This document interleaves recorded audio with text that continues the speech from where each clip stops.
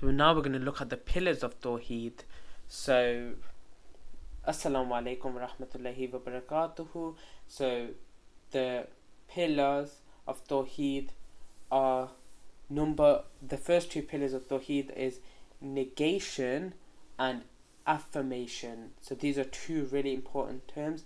So Tawheed has two pillars, and without it, it cannot be established. The first is negation, and the second is affirmation. So I'm going to be going through what these mean. So the text of the Quran and the Sunnah that discuss the matter of Tawheed are based on these two concepts. So Al-Shinqiti said, to understand the meaning of La ilaha illallah, we may note that this phrase consists of negation and affirmation. So what is meant by negation here is abandoning all that is worshipped other than Allah, no matter who, what it is, with regard to all types of worship, no matter what they are. So we're negating the oneness of Allah subhanahu wa ta'ala. We're abandoning everything, that we must stay away from, and we should worship only Allah subhanahu wa ta'ala, no matter who or what this is. And in the phrase La ilaha illallah, and the meaning of affirmation here is actually devoting all types of worship to Allah alone with sincerity, in a manner that He has prescribed on the lips of His messengers. Based on that, whomever affirms only that Allah is deserving of worship without believing in the definitive terms that turn to anything other than Him in worship is false, has not yet believed in the word of Tawheed, by virtue he will not be able to attain salvation on the day of resurrection. Similarly, whoever denies divinity, the idea that there is one to be worshipped altogether, this is negation and nothing more. He has not believed in Tawheed, for it is necessary that there is negation and affirmation. Anyone who knows Arabic will be able to see the style used in the word of Tawheed, La ilaha illallah, is that it includes negation and affirmation and requires both of them together.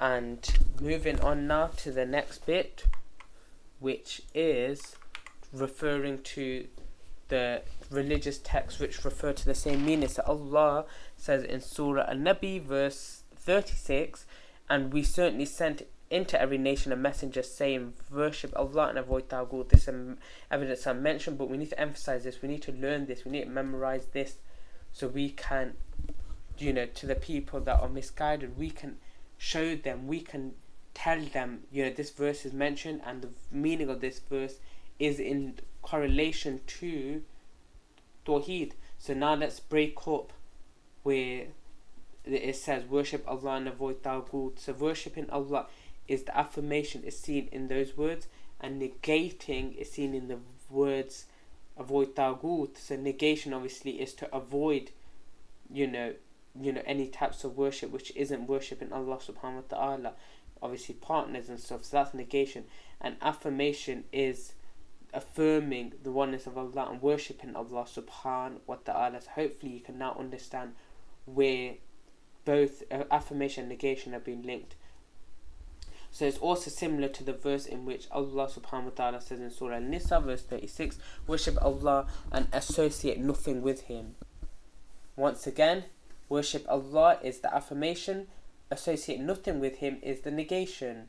So this is a command to worship Allah and a prohibition on diverting worship to any other than Hud.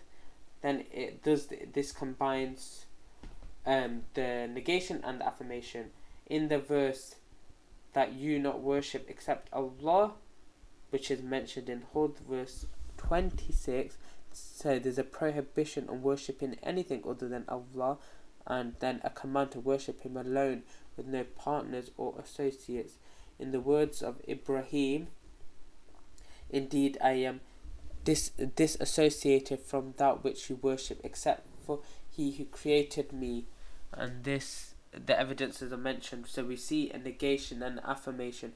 Ibrahim's words, I am disassociate from that which you worship, are a negation of worship in absolute terms, and his words, except for He who created me, are an affirmation of worship only for Allah Azza wa Jal. So it's essential for one who truly that believes in Tawheed, the oneness of Allah subhanahu wa ta'ala, to negate and affirm the oneness of Allah subhanahu wa ta'ala. So that is negation of all that is worship falsely, and affirmation of servitude to the one who is deserving of that, Allah subhanahu wa ta'ala, and excluding any others. And you should understand that what is meant by negation is disbelief in Tawheed, which are false gods, and what is meant by affirmation is the belief in Allah subhanahu wa ta'ala. So Allah subhanahu wa ta'ala says in Surah Al-Baqarah verse 256, so whoever disbelieves in Tawheed and believes in Allah has grasped the most trustworthy handhold. So the most trustworthy handhold is the word of Tawheed, La ilaha illallah. Allah says in Surah An-Nahl verse 36, and we certainly sent into every nation a messenger saying worship Allah and avoid Tawheed. So belief in Allah alone is sound on condition that one reject and disbelieve in Tawheed, the false god. So I'll be concluding here, and I'll leave you here fi amanillah. I'll catch you in the next episode. Wa sallallahu wa baraka ala nabina Muhammad. Astaghfirullah. Assalamu alaikum wa rahmatullahi wa barakatuhu.